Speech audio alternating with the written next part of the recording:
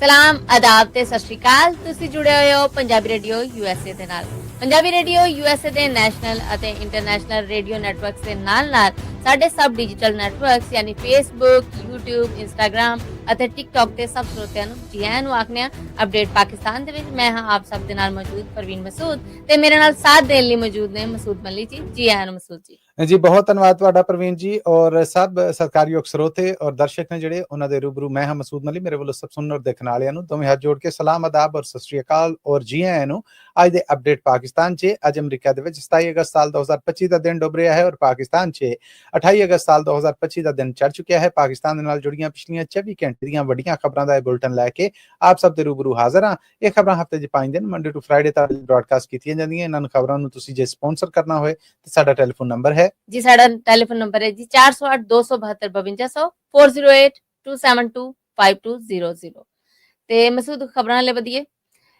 ਪਹਿਲੀ ਖਬਰ ਹੈ ਜੀ, ਲਹਿੰਦੇ ਪੰਜਾਬ 'ਚ ਹੜ੍ਹ ਦੀਆਂ ਤਬਾਹਕਾਰੀਆਂ ਮਸੂਦ ਤੇ ਸੁਣਿਆ ਫੌਜ ਤਲਬ ਕਰ ਲਈ ਗਈ ਹੈ। ਤੇ ਇਸ ਬਾਰੇ ਮਰੀਮ ਨਵਾਜ਼ ਅਤੇ ਐਹਸਨ ਇਕਬਾਲ ਹੋਰਾਂ ਦੇ ਵੀ ਕੋਈ ਬਿਆਨ ਨੇ, ਇਹ ਜ਼ਰਾ ਦੱਸੋ ਕੀ ਖਬਰ ਹੈ ਜੀ। ਪਾਣੀ ਦਾ ਤਾਂ ਕੱਲ ਹੀ ਅਸੀਂ ਕਿਹਾ ਸੀਗਾ ਕਿ ਰੱਬ ਕਰੇ ਕਿ ਕੱਲ ਜਦੋਂ ਅਸੀਂ ਖਬਰਾਂ ਕਰੀਏ ਤਾਂ ਕੋਈ ਖੈਰ ਦੀਆਂ ਖਬਰਾਂ ਹੋਣ, ਪਰ ਖੈਰ ਦੀਆਂ ਖਬਰਾਂ ਕਿਤੇ ਆਈਆਂ ਨਹੀਂ ਹੈ ਜੀ। ਹਜੇ ਤੱਕ ਦੀ ਇਤਲਾਹ ਮੁਤਾਬਕ ਸਿਆਲਕੋਟ, ਸੰਭੜਿਆਲ, ਡਸਕਾ, ਨਾਰੋਵਾਲ, ਵਜ਼ੀਰਾਬਾਦ ਔਰ ਕਈ ਹੋਰ ਇਲਾਕੇ ਨੇ ਜਿਹੜੇ ਉਹ ਸਖਤ ਹੜ੍ਹ ਦੇ ਘੇਰੇ 'ਚ ਆ ਗਏ ਨੇ। ਕਈ ਫੁੱਟ ਇਹਨਾਂ ਸ਼ਹਿਰੀ ਆਬਾਦੀ ਹੈ ਜਿਹੜੀ ਉਹਨਾਂ 'ਚ ਪਾਣੀ ਹੈ ਜਿਹੜਾ ਉਹ ਖਲੋਤਾ ਆ। ਜਿਹੜੀਆਂ ਰਾਜਬਾਵਾਂ, ਨਹਿਰਾਂ ਔਰ ਬਾਕੀ ਥਾਂ ਟਿਕਾਣੇ ਨੇ ਦਰਿਆ ਦੇ ਉਹ ਪਿਫੜੇ ਹੋਏ ਨੇ। ਡੰਗਰ ਜਿਹੜੇ ਨੇ ਉਹ ਰੁੜਦੇ ਨਜ਼ਰ ਆਉਂਦੇ ਨੇ। ਗੱਡੀਆਂ ਨੇ ਜਿਹੜੀਆਂ ਉਹਨਾਂ ਨੂੰ ਰੋਕ ਦਿੱਤਾ ਗਿਆ, ਪਟੜੀਆਂ ਉਖੜ ਗਈਆਂ, ਸੜਕਾਂ ਨੇ ਜਿਹੜੀਆਂ ਉਖੜ ਗਈਆਂ।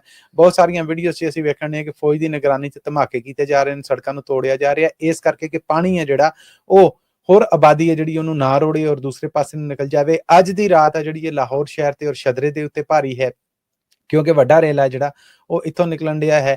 ਮਰੀਮ ਨਵਾਜ਼ ਹੋਣੇ ਨੇ ਜਿਹੜੇ ਉਹਨਾਂ ਨੇ ਆਖਿਆ ਹੈ ਕਿ ਇਹ ਜਿੰਨੀਆਂ ਤਬਾਹਕਾਰੀਆਂ ਹੋਈਆਂ ਨੇ ਇਹਦਾ ਵੱਡਾ ਸਬਬ ਭਾਰਤ ਵੱਲੋਂ ਛੱਡਿਆ ਗਿਆ ਪਾਣੀ ਹੈ।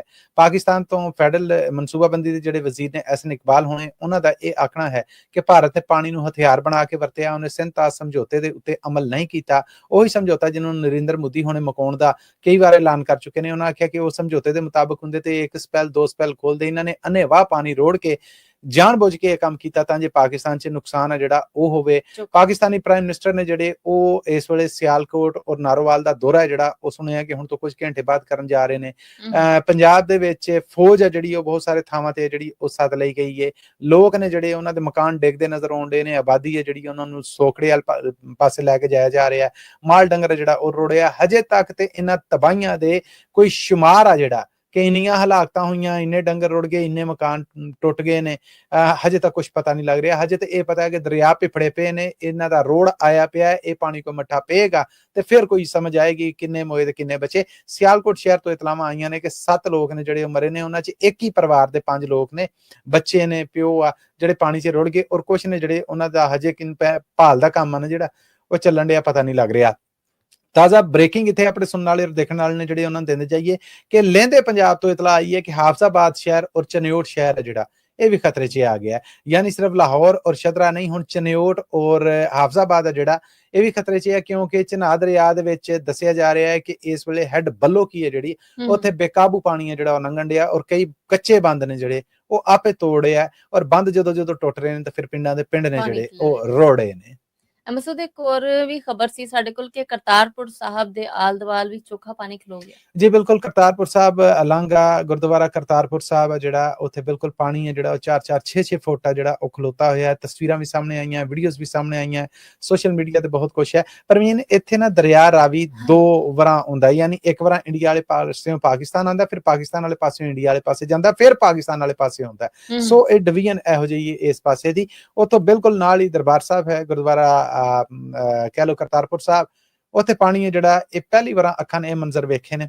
ਬਹੁਤ ਦੁੱਖ ਆ ਜਿਹੜਾ ਉਹ ਵੀ ਹੋ ਰਿਹਾ ਹੈ। ਇਹ ਮੰਜ਼ਰ ਨੇ ਜਿਹੜੇ ਇਹ ਪਹਿਲਾਂ ਨਹੀਂ ਸੀਗੇ ਵੇਖੇ, ਪਰ ਇਸ ਵੇਲੇ 150 ਦੇ ਲਾਗੇ ਚਾਗੇ ਸੁਣਿਆ ਕਿ ਜੀ ਹਜੇ ਵੀ ਗੁਰੂ ਘਰ ਦੇ ਅੰਦਰ ਮੌਜੂਦ ਨੇ, ਜਿਨ੍ਹਾਂ ਨੂੰ ਰੈਸਕਿਊ ਵਾਲੇ ਨੇ ਜਿਹੜੇ ਉਹਨਾਂ ਨੇ ਬੇੜੀਆਂ ਰਾਹੀਂ ਰੈਸਕਿਊ ਕੀਤਾ ਹੈ ਔਰ ਹਾਲਾਤ ਨੇ ਜਿਹੜੇ ਉਹ ਦੁੱਖ ਦੇਣ ਵਾਲੇ ਨੇ ਜੋ ਨਜ਼ਰ ਆਉਂਦੇ ਨੇ। ਅਗਲੀ ਖਬਰ ਵਾਲੇ ਬਾਅਦ ਮਸੂਦ, ਗਾਜ਼ਾ ਦੇ ਹਸਪਤਾਲਾਂ ਤੇ ਬੰਬਾਰੀ ਵਾਲੇ ਮਾਮਲੇ ਤੇ ਪਾਕਿਸਤਾਨ ਨੇ ਇਸਰਾਈਲ ਨੂੰ ਕਟਹਿਰੇ 'ਚ ਲਿਆਉਣ ਦੀ ਮੰਗ ਕੀਤੀ। ਜੀ ਬਿਲਕੁਲ, ਇਹ ਸਰਕਾਰੀ ਜਿਹੜਾ ਬਿਆਨ ਹੈ ਇਹ ਆਇਆ ਹੈ ਪਾਕਿਸਤਾਨੀ ਫਾਰਨ ਆਫਿਸ ਵੱਲੋਂ, ਜਿਨ੍ਹਾਂ ਵੱਲੋਂ ਬਾਕਾਇਦਾ ਹਫ਼ਤਾਵਾਰ ਬਰੀਫਿੰਗ ਹੈ ਜਿਹੜੀ ਉਹਦੇ 'ਚ ਗੱਲਬਾਤ ਕੀਤੀ ਗਈ। ਉੱਥੇ ਨਾਸਰ ਹਸਪਤਾਲ ਹੈ ਜਿਹੜਾ ਗਾਜ਼ਾ ਦਾ, ਉੱਥੇ ਆਖਿਆ ਗਿਆ ਕਿ ਹਮਲੇ ਦੇ ਵਿੱਚ ਜਿਹੜੇ 4 ਪੱਤਰਕਾਰ ਮਾਰੇ ਗਏ, ਜਿਹੜੇ ਬੇਗੁਨਾਹ ਲੋਕਾਂ ਨੂੰ ਕਤਲ ਕੀਤਾ ਗਿਆ। ਹੁਣ ਹੱਦ ਆ ਜਿਹੜੀ ਉਹ ਬਿਲਕੁਲ ਪਾਰ ਹੋ ਗਈ ਹੈ। ਦੁਨੀਆ ਨੂੰ ਚਾਹੀਦਾ ਆ ਕਿ ਉਹ ਇਸਰਾਈਲ ਨੂੰ ਕਟਹਿਰੇ 'ਚ ਲੈ ਕੇ ਆਵੇ ਔਰ ਇਸ ਮਾਮਲੇ ਦੇ ਉੱਤੇ ਜਿਹੜਾ ਸਵਾਲ ਕੀਤਾ ਜਾਏ। ਕੈਦਜ਼ਦਾ ਇਲਾਕਾ ਤੇ ਯੂਐਨਓ ਨੇ ਡਿਕਲੇਅਰ ਕਰ ਦਿੱਤਾ, ਪਰ ਐਕਸ਼ਨ ਕੀ ਲਿਆ? ਇਹ ਪਾਕਿਸਤਾਨ ਦਾ ਸਵਾਲ ਹੈ ਕਿ ਇਸ ਟਾਈਮ ਉੱਥੇ ਭੁੱਖ ਆ ਜਿਹੜੀ ਉਹ ਜ਼ਿੰਦਗੀਆਂ ਖਾ ਰਹੀ ਹੈ। ਇਨਸਾਨ ਨੇ ਜਿਹੜੇ ਉਹਨਾਂ ਨੇ 2 ਹੀ ਚੁਆਇਸਾਂ ਨੇ ਉਹਨਾਂ ਕੋਲ, ਜਾਂ ਭੁੱਖਿਆਂ ਮਰਨਾ ਜਾਂ ਇਸਰਾਈਲੀ ਫੌਜ ਦੀ ਗੋਲੀ ਦੇ ਨਾਲ ਮਰਨਾ ਆ। ਆਲਮੀ ਤਾਕਤਾਂ ਨੇ ਜਿਹੜੀਆਂ, ਆਲਮੀ ਮੁਲਕ ਨੇ ਜਿਹੜੇ, ਉਹ ਇਸ ਮਾਮਲੇ ਦੇ ਉੱਤੇ ਆਪਣਾ ਕੀ ਕਿਰਦਾਰ ਨਿਭਾਉਣ ਦੇ ਨੇ, ਉਹਨਾਂ ਦੇ ਜ਼ਮੀਰਾਂ ਨੂੰ ਝਿਝੋੜਨ ਦੇ ਆ।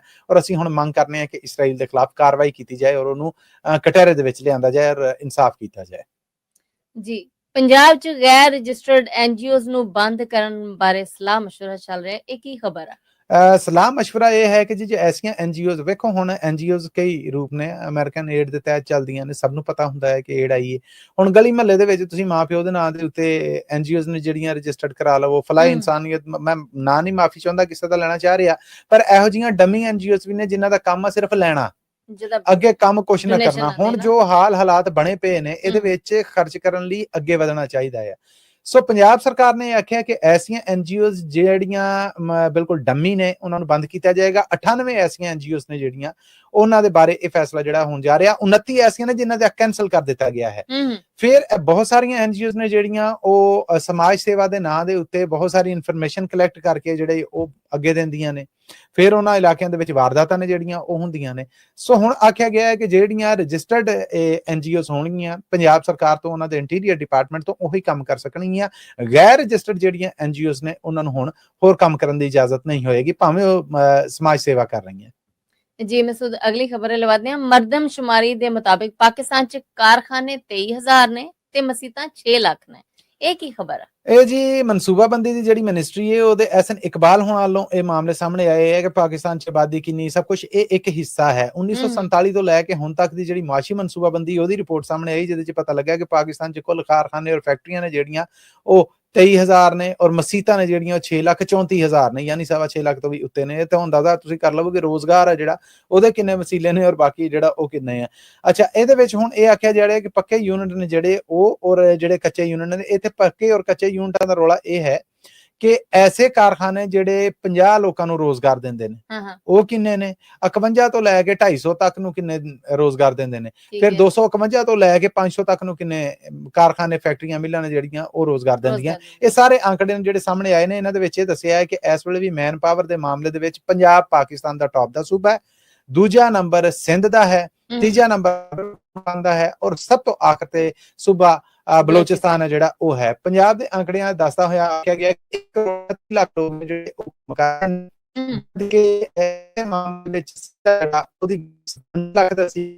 ਖੈਬਰ ਪਖਤੂਨਖਵਾ 'ਚ 40 ਲੱਖ ਲੋਕ ਨੇ, ਬਲੋਚਿਸਤਾਨ ਦੇ ਵਿੱਚ 14 ਲੱਖ ਲੋਕ ਨੇ ਜਿਹੜੇ ਉਹ ਵਰਕ ਫੋਰਸ ਦਾ ਹਿੱਸਾ ਨੇ। ਨਾਲ ਹੀ ਦੱਸਿਆ ਗਿਆ ਹੈ ਕਿ ਪਾਕਿਸਤਾਨ 'ਚ 2,42,616 ਸਕੂਲ ਨੇ ਟੋਟਲ, ਯਾਨੀ ਅੰਦਾਜ਼ਾ ਕਰੋ 25 ਕਰੋੜ ਆਬਾਦੀ ਦੇ ਵਾਸਤੇ।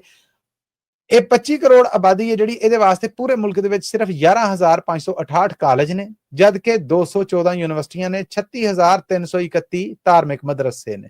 214 ਯੂਨੀਵਰਸਿਟੀਆਂ ਬਸ, ਅੰਦਾਜ਼ਾ ਕਰੋ। ਔਰ ਧਾਰਮਿਕ ਮਦਰਸੇ ਕਿੰਨੇ ਨੇ? ਮਤਲਬ ਕਿ 36,331 ਧਾਰਮਿਕ ਮਦਰਸੇ ਨੇ। ਫਿਰ ਉਹ ਨਿਆਣੇ ਹੁਣ ਜੰਮ ਕੇ ਜਦੋਂ ਪਾਲੇ ਨਾ ਜਾਣ ਉਸ ਤੋਂ ਬਾਅਦ ਦਰਸਾਂ ਦੇ ਹਵਾਲੇ ਕਰਦੇ ਨੇ ਕਿ ਉੱਥੇ ਰੋਟੀ ਕੱਪੜਾ ਮੁਫਤ ਲੱਭ ਜਾਏਗਾ, ਉਹ ਧਾਰਮਿਕ ਪੜ੍ਹਾਈ ਹੈ ਜਿਹੜੀ ਉਹ ਵੀ ਪੜ੍ਹ ਲੈਣਗੇ। ਇਹ ਹੁਣ ਮਸਲੇ ਮਸਾਇਲ ਨੇ ਜਿਹੜੇ, ਜਦ ਕਿ ਪੂਰੇ ਮੁਲਕ ਦੇ ਵਿੱਚ 1,19,799 ਹਸਪਤਾਲ ਨੇ ਜਿਹੜੇ ਉਹ ਨੇ। ਸੋ ਇਹ ਆંકੜੇ ਜਦੋਂ ਸਾਹਮਣੇ ਆਏ ਤੇ ਉਹਦੇ ਚ ਫਿਰ ਇਹ ਦਿਲ ਦਿਖਾਉਣ ਵਾਲੀ ਗੱਲ ਸਾਹਮਣੇ ਆਈ ਕਿ ਵਰਕ ਫੋਰਸ ਆ ਜਿਹੜੀ ਉਹ ਹੈ, ਲੋਕਾਂ ਕੋਲ ਰੋਜ਼ਗਾਰ ਨਹੀਂ ਹੈ, ਕਿਉਂਕਿ ਫੈਕਟਰੀਆਂ, ਕਾਰਖਾਨੇ ਜਿਹੜੇ ਉਹਨਾਂ ਦੀ ਇੱਕ ਕੈਪੈਸਿਟੀ ਹੈ, ਉਸ ਤੋਂ ਬਾਅਦ ਉਹ ਰੋਜ਼ਗਾਰ ਦੇ ਨਹੀਂ ਸਕਦੇ। ਬਿਲਕੁਲ ਬਿਲਕੁਲ ਇਦਾਂ ਹੀ ਹੈ। ਤੇ ਮਸੂਦ, ਇਹਦੇ ਨਾਲ ਹੀ ਅਸੀਂ ਆਪਣੇ ਸਰੋਤਿਆਂ ਕੋਲ ਇਜਾਜ਼ਤ ਚਾਹਣੀ ਹੈ, ਪਰ ਉਸ ਤੋਂ ਪਹਿਲੇ ਇੱਕੋ ਹੀ ਗੱਲ ਕਿ ਪੰਜਾਬੀ ਰੇਡੀਓ ਯੂਐਸਏ ਦੇ YouTube ਚੈਨਲ, ਫੇਸਬੁੱਕ, ਟਿਕਟੌਕ, ਸਾਡੇ ਇੰਸਟਾਗ੍ਰਾਮ ਦੇ ਨਾਲ ਤੁਸੀਂ ਇਹ ਖਬਰਾਂ ਪੰਜਾਬੀ ਰੇਡੀਓ ਯੂਐਸਏ ਦੇ ਨੈਸ਼ਨਲ ਔਰ ਇੰਟਰਨੈਸ਼ਨਲ ਰੇਡੀਓ ਨੈਟਵਰਕ ਤੇ ਵੀ ਸੁਣਦੇ ਜੀ। ਹਫ਼ਤੇ 'ਚ 5 ਦਿਨ, ਮੰਡੇ ਤੋਂ ਫਰਾਈਡੇ ਅਸੀਂ ਇਹ ਖਬਰਾਂ ਤੁਹਾਡੇ ਲਈ ਲੈ ਕੇ ਆਉਂਦੇ ਹਾਂ। ਸੋ ਅੱਜ ਪਾਕਿਸਤਾਨ ਦੇ ਨਾਲ ਜੁੜੀਆਂ ਖਬਰਾਂ 'ਚੋਂ ਇੰਨਾ ਹੀ ਸੀ। ਇਹਨਾਂ ਖਬਰਾਂ ਨੂੰ ਅਗਰ ਤੁਸੀਂ ਸਪਾਂਸਰ ਕਰਨਾ ਹੋਵੇ ਤਾਂ ਸਾਡਾ ਟੈਲੀਫੋਨ ਨੰਬਰ 408-272 5200 4082725200 ਤੇ ਰਾਬਤਾ ਕੀਤਾ ਜਾ ਸਕਦਾ ਹੈ ਜੀ। ਇਹਦੇ ਨਾਲ ਹੀ ਸਾਨੂੰ ਦਿਓ ਇਜਾਜ਼ਤ। ਮੈਨੂੰ ਪਰਵੀਨ ਮਸੂਦ ਨੂੰ ਤੇ ਮਸੂਦ ਮੱਲੀ ਜੀ ਨੂੰ। ਜੀ ਫਿਰ ਮਿਲਾਂਗੇ। ਆਉਂਦੀ ਮੁਲਾਕਾਤ ਤੱਕ ਲਈ ਤੁਹਾਡਾ ਸਾਡਾ ਸਾਰਿਆਂ ਦਾ ਰੱਬ ਰਾਖਾ।